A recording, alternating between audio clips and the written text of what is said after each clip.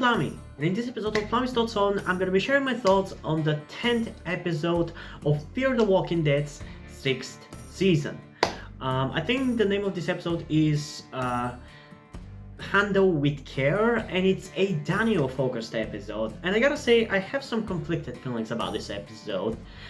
And honestly, I'm not exactly even sure where to start, but I guess let's just start with how I feel about this episode, and then we're gonna get into more all the events in the episodes and how I felt about them. I love Daniel as a character.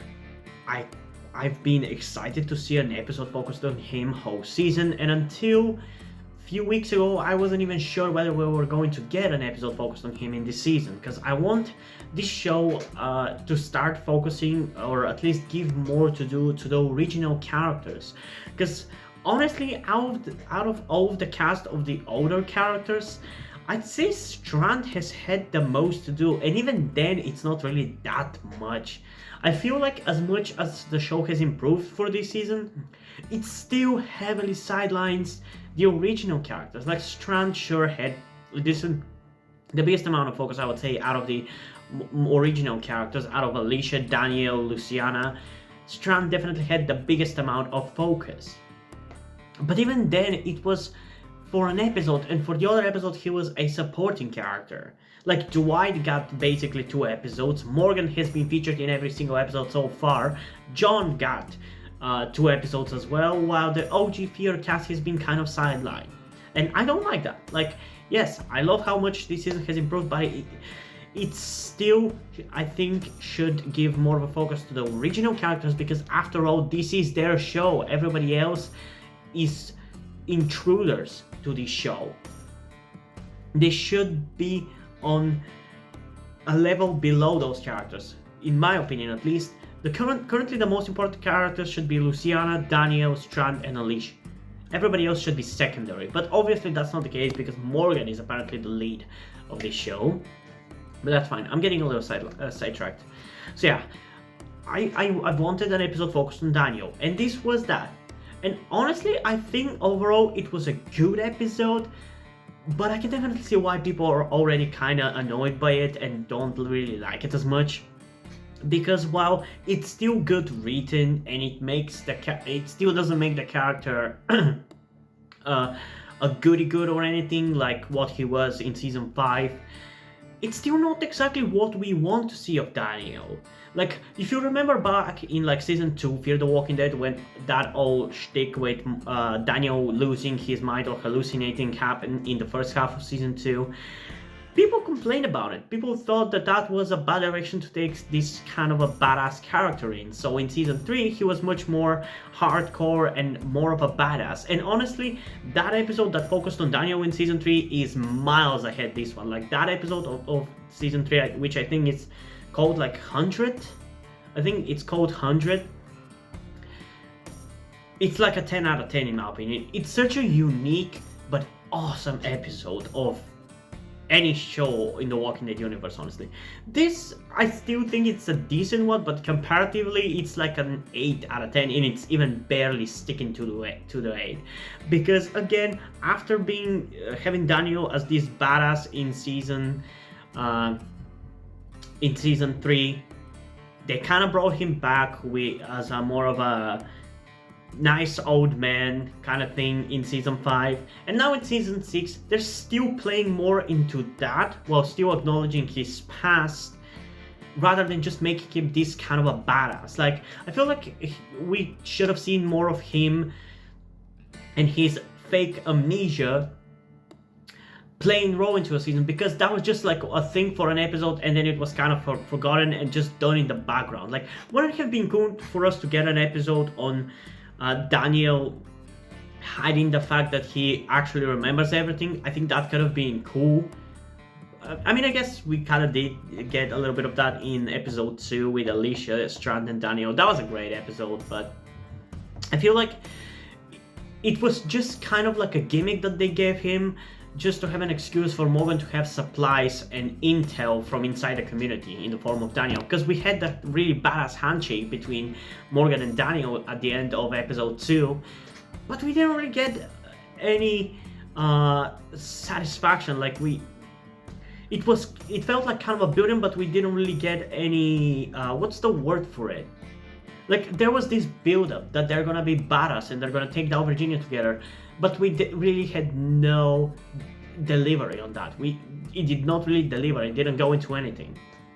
So I, just like everybody else, wanted to have a Daniel focused episode in which he was a badass. And he still had a couple of badass moments in this episode, but they played more into that aspect of his character from season 2 rather than the aspect of his character from season 3. And again, it still feels weird for Daniel to be this kind of hopeful character who wants to have a good place for people to live in and for people he cares about to live in. It's not like I don't understand him having that perspective, but it doesn't really fit. And it's not like what I want to see from the character. So while yeah, I buy it, I'm fine with it. It's still not what I would have liked to see the most out of this character. And especially for most of the episode, I actually didn't even understand what they were trying to do with his character. So I was kind of a little bit disappointed for most of the episode because it was told through this kind of perspective where Daniel is telling somebody that we don't know who what exactly happened throughout the episode. So I was thinking that maybe the End is the Beginning group, who are the guys who sprayed the End is the Beginning everywhere, who sprayed the submarine in episode 1, who attacked Morgan in episode 2, was it? Or 3? I don't remember. And I thought that maybe they had captured him and he was explaining to them what happened, even though it doesn't necessarily make sense with some of the things that he was saying, but that's what I thought it was. So for most of the episode, I was kind of confused and was a little bit about the episode, but at the end when it was revealed what it was trying to do with Daniel's character, it kind of retroactively made the episode a little bit more interesting to me, because otherwise it felt very pointless and it really felt weird with the things that it was trying to do. Because in this episode, we have everybody joining together to talk about the End is the Beginning group, because that group is threatening everybody. It's threatening Sherry and her group, it's threatening Strand and the Pioneers, it's threatening Morgan's group as well. So it was cool to see all these factions getting together and talking about it. It felt like, I mean, I don't know, it was a little bit more satisfying than what The Walking Dead did in season 9 with other communities getting together with the fair. I still like that, but I feel like it was just more cool to see all these characters from the different factions that we really like sitting together at a table and discussing what they're going to do. It just felt really satisfactory, you know? It was just so satisfying to see them all together. And surprising amount of characters honestly got a lot of lines in that at that table. Like Luciana got a lines, Sherry got a lot of lines, and I gotta say, it's still so weird to me seeing certain characters talk to each other, because I have them, it feels like they're coming from completely different universes, because like season 1 to 3 Fear the Walking Dead is very different in tone and anything from season 4 to 4 and 6 of Fear and any season of the main show. So while for certain characters like Morgan, I've gotten a little bit more used to him interacting with the old Fear characters, it's just still so weird to have him talk to Strand or say certain things to Strand. It just doesn't feel like these two characters are coming from the same show, you know? It's just still so weird to me. But it was still cool to see all the characters talking together at the table, and somehow they got to the conclusion that maybe there's apparently a spy. I don't know exactly how they got into that conclusion, but they thought that it was a spy. I feel like the spy might be Wes, but I don't know. I don't really have exactly anything to back it, any evidence to back it up with, but in some of the promos we've seen him talk to somebody, so I don't know. I guess we're gonna see where that's gonna go. But I've seen some people say that maybe quite a lot of the characters are spy because of certain things that happen later on in the episode, but those things, well, I feel like it would be very ballsy for the show to go in that direction. It doesn't necessarily make sense, you know? But I'm gonna talk about it in a little bit. So while they're talking about somebody being a spy, I believe that is when a dynamite blows up inside a community. Nobody knows exactly where it came from, but they thought that I think that's when they decide that there is a spy, maybe. And after that dynamite blows up, walkers start coming in out of everywhere. And honestly, this was one of the moments which really shows the effects of COVID, because I mean, if you haven't seen the episode, you gotta really read it up for that, because that CGI is so bad. Like, The Walking Dead, and Fear the Walking Dead never has had good CGI, but God, that was bad. Like, at the very least, they should have put the camera from higher and have more CGI. That way, at least my brain can kind of be like, okay, it's a herd, I can buy it. But like in this episode, they have like 5 walkers as people standing at the gate of the community that they built, and then like maybe half a dozen CGI ones. At that point, why didn't you just have 11 people who are walkers in that place? I don't understand. I don't think it would have been that big of a deal, but they just have like 6 more CGI walkers who are moving only one way, and they're very obviously CGI, while at the same time the character is telling us how many walkers are there. And honestly, I don't want to hate the show too much for that, because it's not really up to them. It's COVID, I get it, but it's like at that point the episode kind of started to feel weak, and like it was very flimsy build, because I didn't feel the threat that the walkers were, because I just saw 5 people in front of the gate and just a bunch of CGI monsters behind, while they were telling me that there's dozens, and they were acting as if like a whole herd was attacking the community. And even Daniel makes a point that they cannot use the guns because the guns wouldn't even make a dent into the walkers outside, which at that point I had the impression that there was like 12 walkers or something, while they have a whole fucking room full of guns. Also, we actually get Skid Mark in the episode, so he was actually alive, because a lot of us on the subreddit for Fear were speculating that maybe he was dead, but I guess he was alive. I was definitely glad to see him. The main character has returned. Yeah, I love that he is back. So yeah, as I was saying, it felt very weird at that point. And again, I'm not blaming the show. I understand it's COVID, they can't have too many walkers, but like if you can't have that many walkers, maybe don't build your story around having many walkers, you know? I don't know. Like I am trying not to hold it against the shows that they're shooting during COVID, but for fuck's sake, you're really trying to make me suspend my disbelief in certain ways that I don't think I can, and I feel like it's unfair for me to ask me to do that, you know? I don't feel like it's that unreasonable to have like 11 walkers, or at the very least shoot it from further above the gate and have more CGI walkers so I can actually feel the threat, and not just have 5 very obviously real people and just 5 more CGI walkers. It just felt very jarring, and I just laughed out loud. That is probably one of the biggest reasons why the episode doesn't work well for me as it did. But honestly, even though I think this is pretty bad episode for this season, it's still better than season 4 and 5. But it's one of the worst episodes of the season for sure. But it's still ahead of episode 7 for me, because this one was a very engaging episode and I enjoyed everything. I mean, most things about it, but episode 7 was really boring for me, and that kind of what destroyed it, because I think that was actually probably a better made episode because it didn't have to deal with COVID. But the thing that the episode was about was very boring to me, while in this case, yeah, they struggled a little bit due to production issues, but the contents of the episodes were a little bit more interesting, so I'm willing to give it a little bit more of a pass. But it's still like the second worst episode of the season, honestly. I still like what they did, but they could have done it better. And I think most of the problems with it are due to COVID, so I'm not gonna be too harsh on it. I just hope this doesn't mean that we're starting to see a drop down in quality, because I don't think that's the case.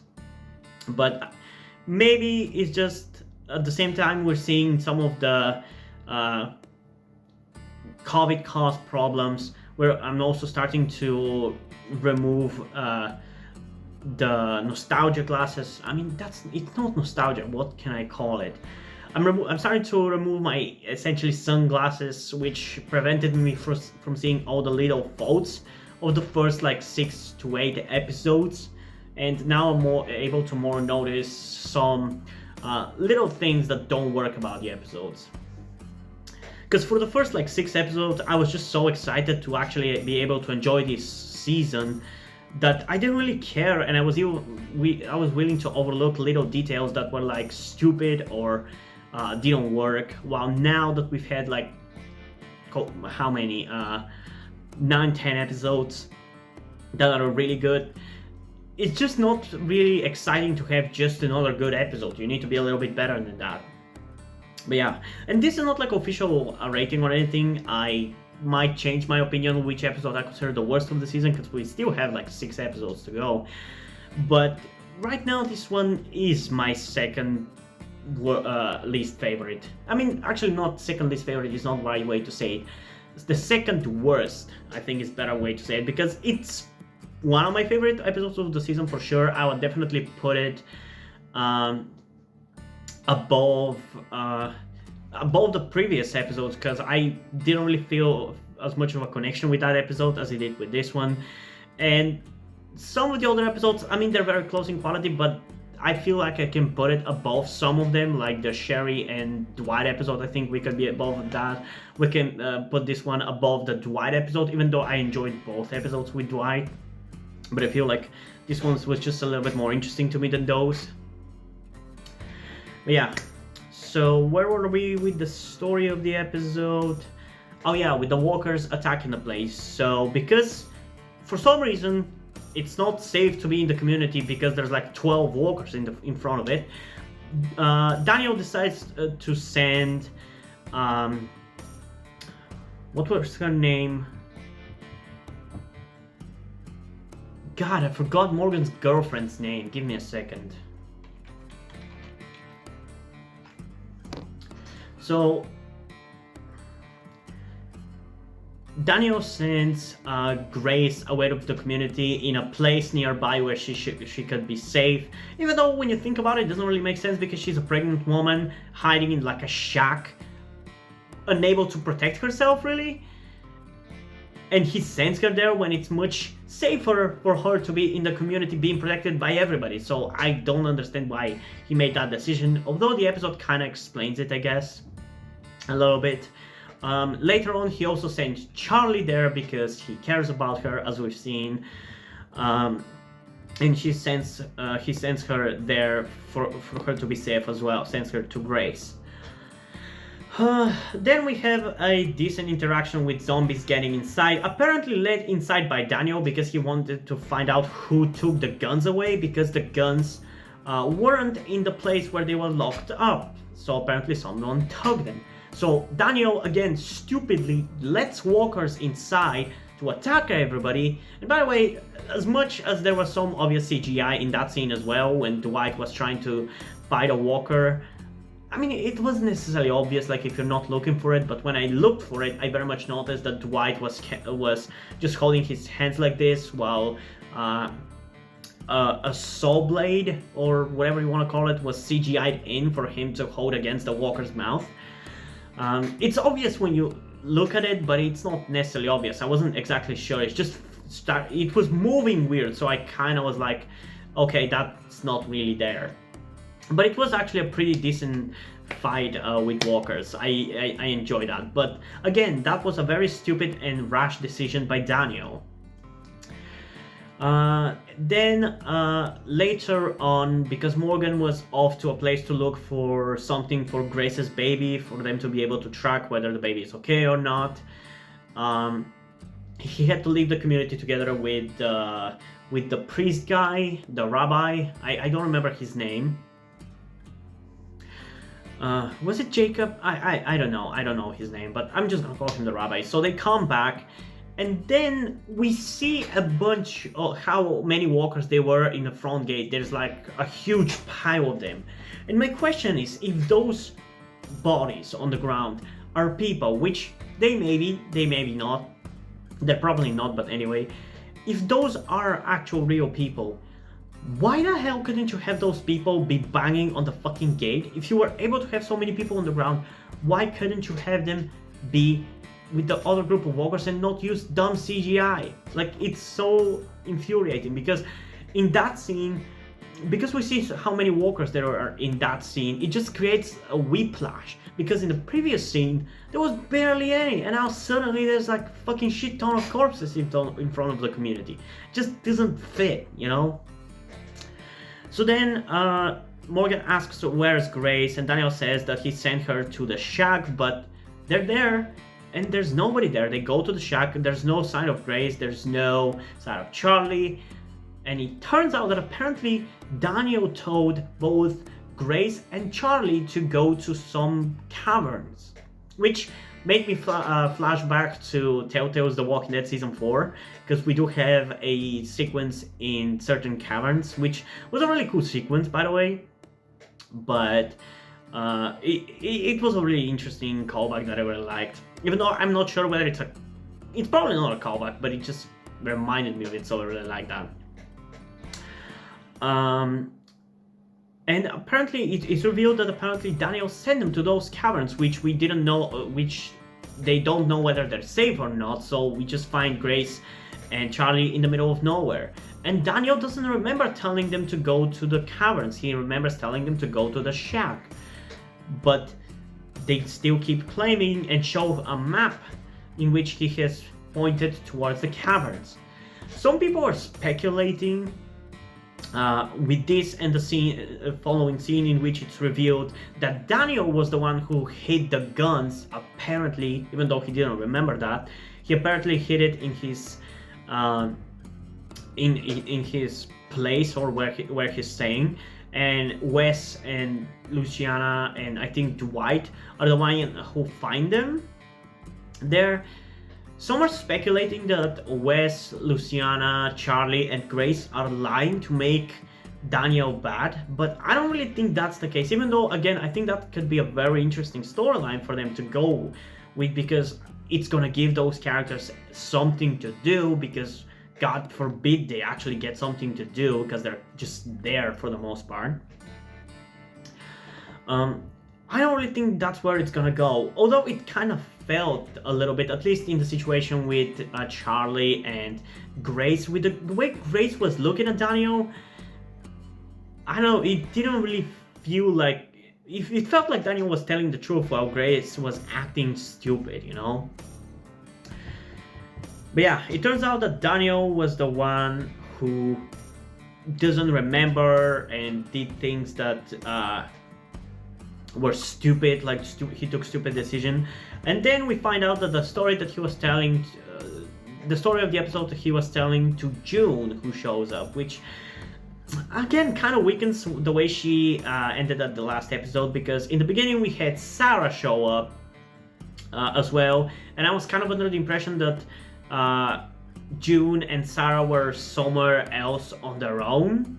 I'm not sure whether they're with the hospital thing that she did, or whether she was at Lawton. I have no idea, but I was under the impression that she was in her own community now, and then she shows up, no bad feelings, anything, even though she was like, after killing Virginia in the last episode, she was just walking off into the distance. I don't know, it just kind of weakens that ending now a little bit. But June deduces that it's not a physiological symptom, but it's, or neurological, should I say, but it's psychological, aka it's PTSD, trauma, which again, it's a reference and a callback to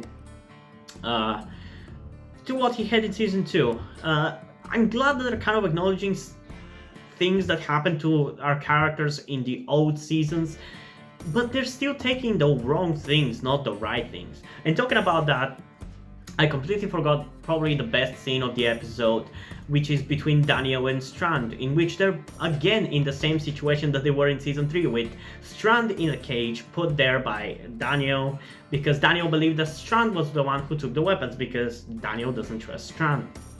But again, I don't really feel like that interaction between them had as much weight as it should have had. Because, yes, I expect for the two characters to have very intense interactions, and I like them. They are very compelling with each other. And the scene in which Daniel reveals the what's the word for it? Give me a second. The prosthesis, is that how you pronounce it? Thing that Daniel has in his mouth for where Strand shot him. He shows that and he explains how painful it is when he eats, when he drinks, when he smiles, and that he has to live with that every day after what Strand did to him. So I like that this episode is acknowledging a lot of events that happened in the early seasons. That's a step up from the last 2 seasons of this show for sure, but it still is not as good as it could have been. And that kind of bothers me a little bit, because I'm kind of a perfectionist, so when something doesn't really go exactly how I want it, it just prevents me from enjoying it to its fullest potential. And again, that's a problem for me, not really a problem with the show, but yeah. It was a very cool interaction when Daniel showed that, and that he even ended up shooting at Strand, but didn't shoot him directly and didn't kill him, so it was a cool interaction. And it's cool because at the end of the episode there's a consequence actually of that interaction, of Daniel showing the pain that he actually suffers through. Because due to all the trauma and PTSD that he's suffering through, he doesn't want to hurt the people around him, especially people like Charlie and Morgan's baby. So he decides to leave the community and go somewhere else. And Strand actually offers to take him to Lawton, even though my question is, how exactly is him going to Lawton safer?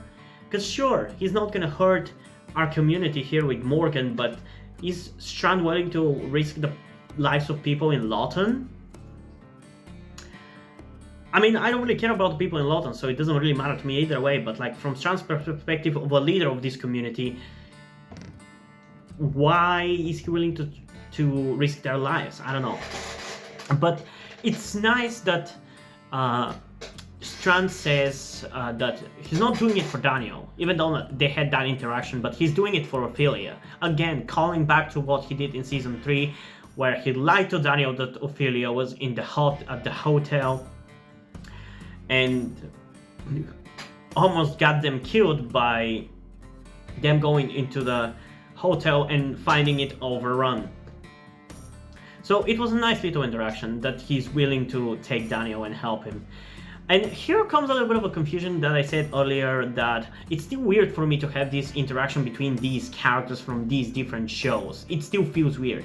Because in that situation, Morgan, who is very close friend with Daniel, tells to Strand that he is gonna hold him to his word, and Strand says, "You don't need to hold me to my word." And my reaction during that scene was literally, yeah, Morgan, Strand has known Daniel before you even started clearing people.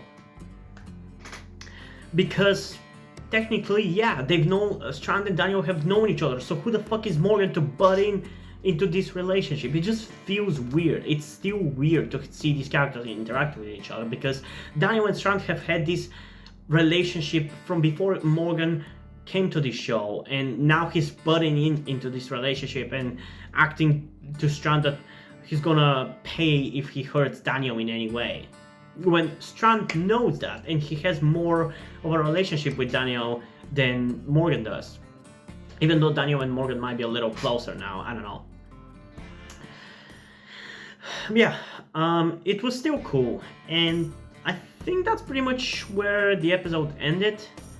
I can't really remember anything else. I remember that they're setting up where we're going in the next episode, which is, from what I understand, or I at least predict, it's going to be the parking, the underground parking of the building where Dwight met Sherry.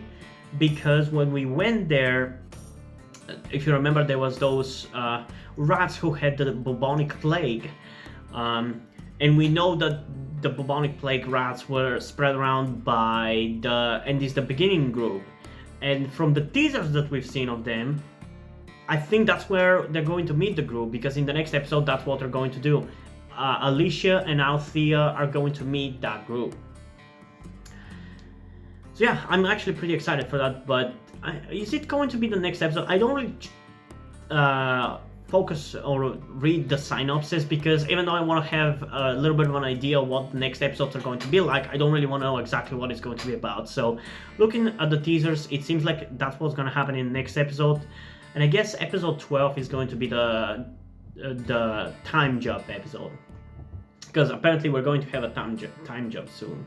But yeah, overall, again, I enjoyed this episode. I think it did some things for Daniel's character, but it's not necessarily the things that I've wanted to see be done with him. I would have preferred to see a more badass take on Daniel's character, and not necessarily a more vulnerable one. But honestly, neither is necessarily bad. It's just because it was so cool to see him as a badass in season 3.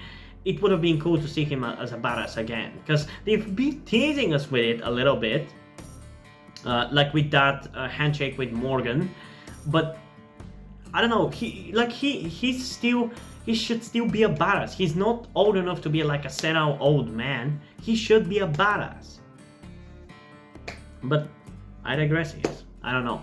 I still enjoyed it. So in terms of the rating, I don't remember how much I gave the worst episode of the season for me, which was episode 7, which was very boring. Honestly, now, not having rewatched it yet, I would probably give it like a 7.1, 7.2 out of 10 at most.